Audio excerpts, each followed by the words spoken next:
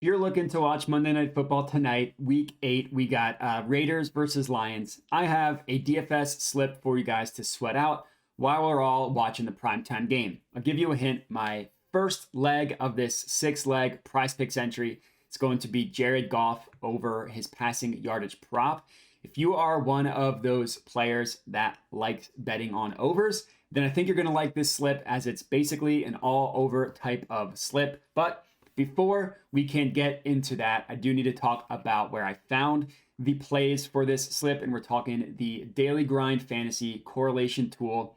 Really amazing tool that I highly recommend getting if you are looking to get into some of these DFS plays. We're talking PrizePicks, Underdog, stuff like that. To talk to you a little bit about what the correlation tool even is and how it works, is it basically finds player props to put into these DFS apps, right? We're talking, we see PrizePicks, we see Underdog, we see Parlay Play, we see Jock Market. It gives you player props to play in all of these different DFS books, but all the player props have a positive correlation with each other, meaning if one of them hits, the others are more likely to hit as well. Not only that, but all of the individual plays are positive expected value as well. So the value on these is really good. And just think about it from a logic perspective, right? Just think about it logically. I mentioned the first play that we have is Jared Goff over his passing yardage prop. Well, if the quarterback goes over his passing yards, right? If he throws for more passing yards than what the books have him down for, someone's got to go over the receiving yardage prop, right? Sure, not every single receiver is going to go over, but it's more likely if you just look at each receiver individually, yeah, it's more likely that they go over their receiving yards prop. If the quarterback's passing for a lot of yards, someone has got to receive them. And that's basically how the correlation tool works. It finds plays like that exact example that are positively correlated together, that do have a positive correlation, and it puts them into a DFS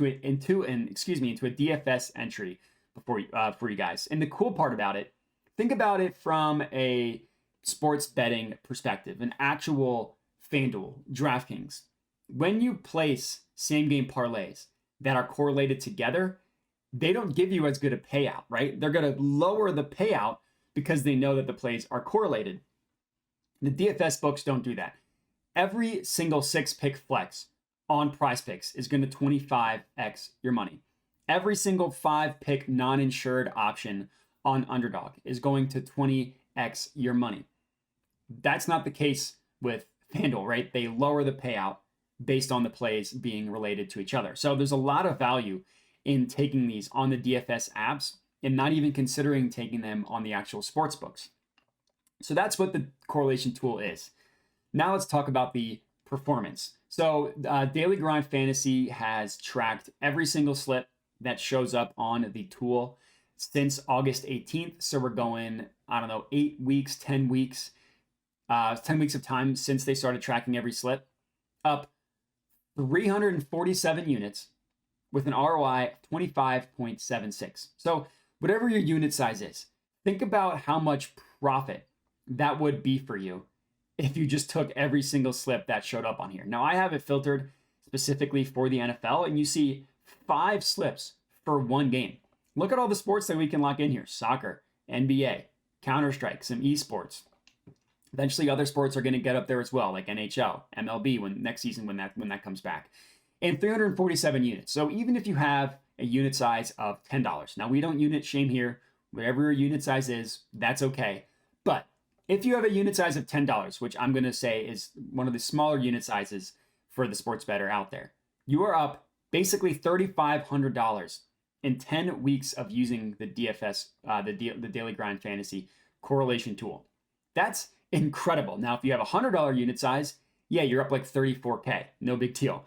So the performance speaks for itself. I really cannot stress just how good the Daily Grind Fantasy correlation tool is. And it makes sense from a logical perspective. If you're taking slips that are correlated, then yeah, you're more likely to hit than not. And because you're getting the same exact payout, you're not accepting any less risk by taking it on the DFS books. So that's how it works. Here's the slip. We can get right into the slip. I mentioned, I wasn't lying, our first leg is Jared Goff over 264.5 passing yards. Now, in this case, there are no other receivers on the Lions that we like, but if Jared Goff is passing for a lot of yards, presumably the Lions are having a good day offensively. So we're taking their punter, Jack Fox, great name, to go under his punt prop of 3.5.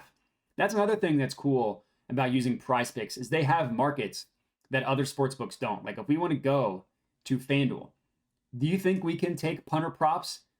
Probably not. And let's find out. So we go to the NFL game. We want to go to what would this category even be? Defensive props. We can do sacks. We can do interceptions. We can do kicker props, right? But we can't do punts. Another thing that's unique to using the DFS books is just the sheer number of markets that you have available to you. So, all right, those are our first two legs. Jared Goff over his passing yardage prop. Jack Fox, again, great name, under his punting number prop. And then we have 4 final plays, and these are all correlated together. This time on the Raiders offense, I mentioned it was all overs. I wasn't lying to you. Our third leg here, Jimmy Garoppolo over 251.5 passing yards is our third leg. So if Jimmy Garoppolo is passing for a lot of yards, who's going to catch them? Devontae Adams and Hunter Renfrow. We're not liking Jacoby Myers in this case. We're liking Devontae and Hunter Renfrow. What a weird fall it's been for Hunter Renfrow, who 2 years ago was like a top 12 fantasy wide receiver. Now his over-under receiving yards prop is literally 8.5, which is incredibly low. But again, we understand the logic. If Jimmy G's passing for a lot of yards, someone's got to catch him. In this case, the positive EV plays were on Devontae Adams and Hunter Renfrow. And then if Jimmy G's passing, well, the Raiders probably aren't punting either. So another punter who we're taking under his punter prop. So both punters are going under their amount of punts. Both quarterbacks are going over their receiving yardage prop. And we like Devontae Adams and Hunter Renfrow to go over their receiving yards as well. 6 picks that are all correlated together in a positive way. Now, another thing that I do want to talk about here are these 2 columns to the right, correlation score and profit margin.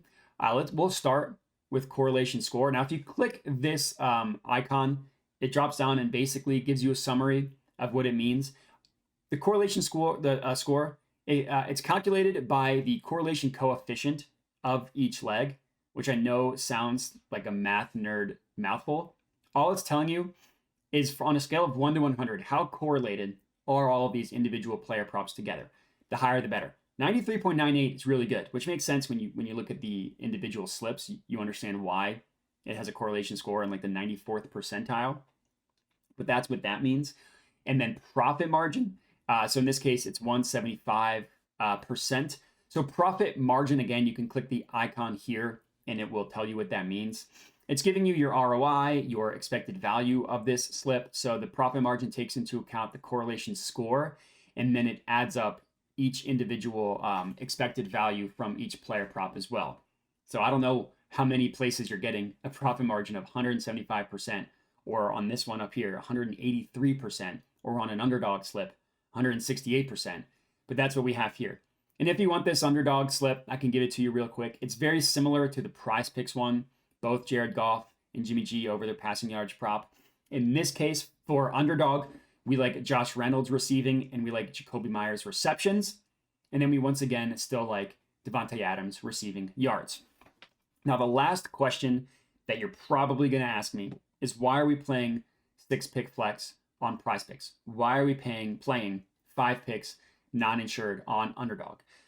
The short version of that answer is that's the best bang for your buck. Again, if you click this icon, it tells you the most optimal in terms of expected value on PrizePicks is going to be 5 and 6-pick flex. And I can actually walk you through why that's the case. So I'm just going to the Daily Grind Fantasy DFS Optimizer, another way to find plays if you want.